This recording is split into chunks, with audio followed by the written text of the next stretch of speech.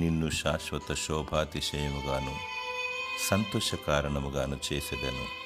యెషయా 60వ అధ్యాయము 15వ వచనము. నిన్ను సదాకాలము వెలుగును ప్రసరింపచేయును. నన్ను ప్రేమించి నా ఆజ్ఞలను గైకొను వారిని 1000 తరముల వరకు కరుణించువాడనై ఉన్నానని దేవుడు అభయమిస్తున్నాడు. అలాగే బహుతరముల వరకు సంతోష కారణముగాను చేస్తానని ఆయన వాగ్దానము చేయుచున్నాడు. ఆయన బలిష్టమైన హస్తం క్రింద రెక్కల చాటున సాగిపోవాలి.